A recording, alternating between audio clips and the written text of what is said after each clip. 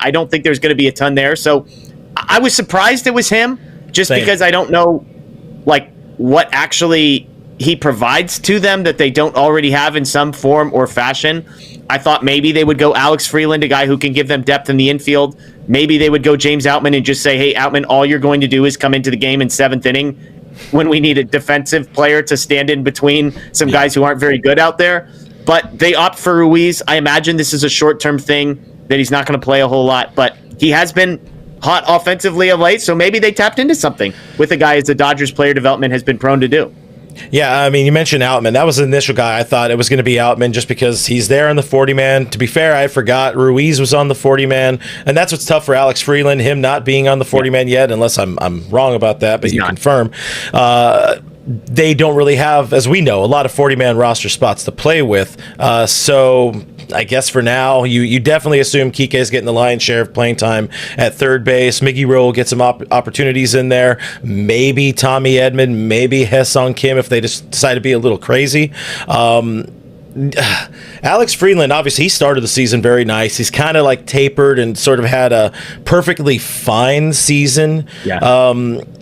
If they stay the internal route, because I do want to talk about some external options, some trade options, as we both sit here fully being aware, it's very highly unlikely Max Muncy is playing third base for this team in September and into the postseason. So you're going to need a body there. Is Alex Freeland? Could he finally be an answer for this team, or maybe even like let's go Cody Hosey, who's just sort of wasting away at AAA at this point? Yeah, it's interesting. We just, before coming on, I recorded with Bill Plunkett of the Orange County Register, and he said they like Alex Freeland. He doesn't necessarily think that Freeland is going to be an option. I will be curious. I think if Muncy does get moved to the 60-day IL, which would take him off of the 40-man roster, I think that would be the time and place when Alex Freeland might come up. It would open up a spot on the 40-man. Freeland's going to need to be added by the end of the season anyway. So I think if Muncy is done for the year, or at least 60 days, then maybe Freeland becomes an option. You mentioned it. He's been fine. I think he's like a 850 OPS guy down at AAA, which sounds great, but it's AAA, so it's not amazing. More walks than strikeouts in the month of June, 900 OPS. So he's been fine there, but I personally would love to see him get a runway. You've got a massive lead in the division. It's July. Give him a month. See what he has. See if this is a guy who can be the short-term answer. He's maxed out at AAA. But this just isn't typically how the Dodgers have operated with Ha-Seong Kim, even with Andy Pages last year. So I'm skeptical they would do that. I think their default is Kike Hernandez, Miguel Rojas, figure it out from there. But if it were me, I would love to see Alex Freeland given 4 to 6 weeks to figure this thing out.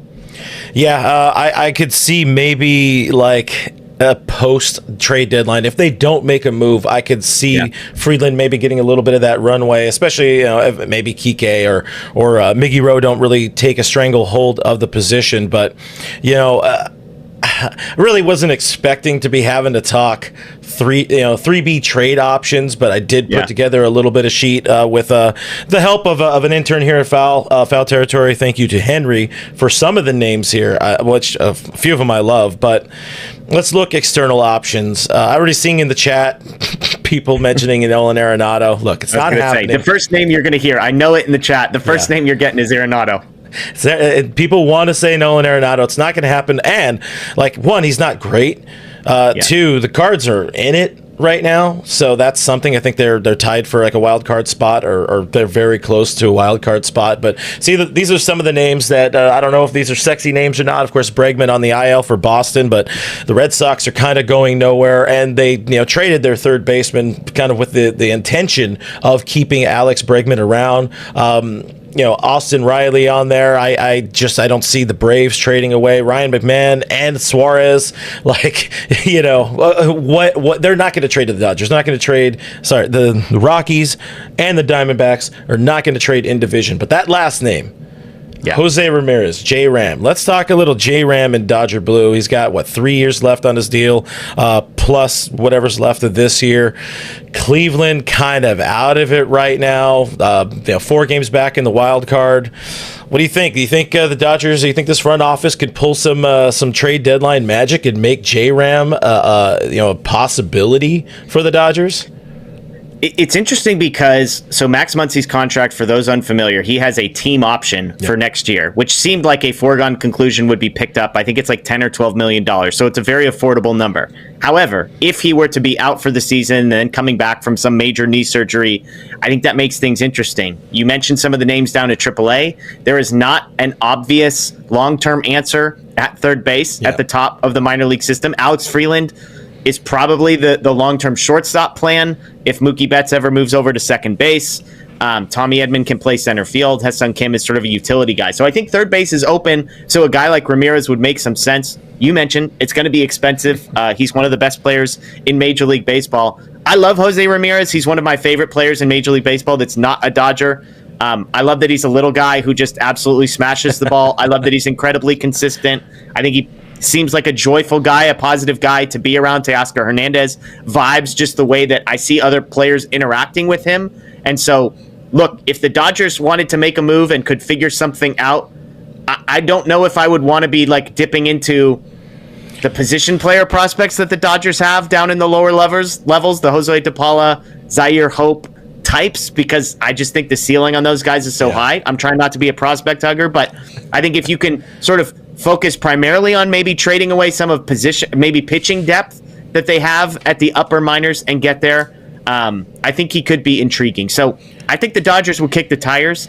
It feels a little ambitious. It feels like Cleveland would have to be blown away to move off of him. And so, I have one other name that I can throw out there that is not going to excite anybody in the wake of a Jose Ramirez conversation. But the name that I saw, just as someone who might be available, that caught my attention was Luis Rengifo of the Angels. Now, would the Angels trade with the Dodgers? Maybe that counts as a divisional team that would never do it. Who knows? But we know the Dodgers have gone after Rengifo before. He was in the famed fallen apart Jock Peterson, Ross Stripling trade from a million years ago. The last 2 seasons, he's been a 116 weighted runs created plus guy. He plays all over the infield, so he can be kind of a utility guy.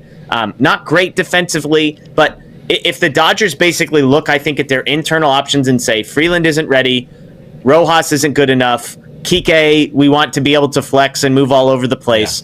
I wonder if Rengifo, as a guy who's going to be a free agent at the end of the year, could just be sort of this temporary stopgap, wouldn't cost them a ton, wouldn't cost them any of their top prospects.